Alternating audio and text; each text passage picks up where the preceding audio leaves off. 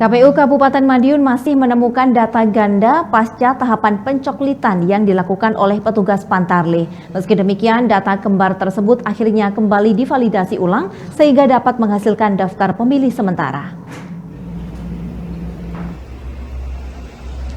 Pasca rapat koordinasi nasional di Yogyakarta dari tanggal 3 sampai 7 Agustus lalu, KPU Kabupaten Madiun telah menggelar rekapitulasi di tingkat PPK dan PPS.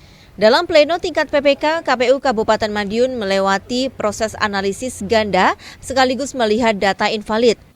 Hasilnya penetapan DPS berjumlah 569.441 dari sebelumnya DP4 574.622. KPU juga sudah menetapkan di awal pada saat pemetaan TPS dari 1.140 terdapat penambahan TPS menjadi 1.142 TPS. Divisi Perencanaan dan Data KPU Kabupaten Madiun Irsyad Kholis Fatuhur Rozak mengatakan selama proses pembahasan DPS masih ditemukan adanya data ganda.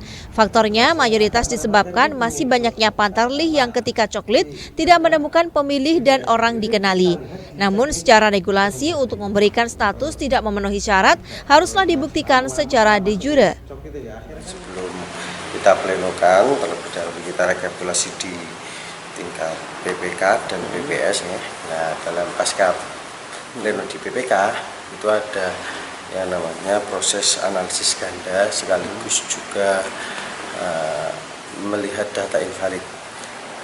Pasca itu kita perbaiki, kemudian yang ganda kita coba buktikan sehingga yang mana yang dimenangkan gitu, atau yang valid yang mana ada di Kabupaten Madiun atau di kabupaten lain.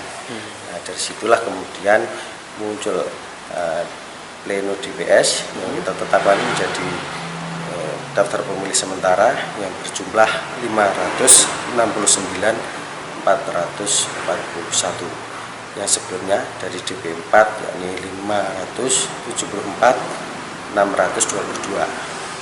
Yang mana ini kemarin kan kita sudah tetapkan di awal saat pemetaan TPS itu berjumlah 1.140.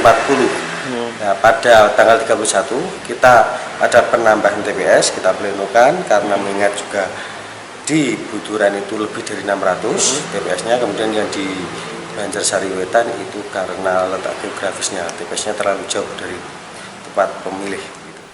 Guna menyikapi banyaknya data ganda, KPU Kabupaten Madiun melaporkan hal tersebut ke Dispenduk Capil setempat. Bahkan sempat menempuh jalur tabrak ganda dengan daerah lain, sehingga dari situlah dapat diketahui data mana yang valid di Kabupaten Madiun atau sudah berdomisili di wilayah lain. Tova Pradana, JTV, Madiun.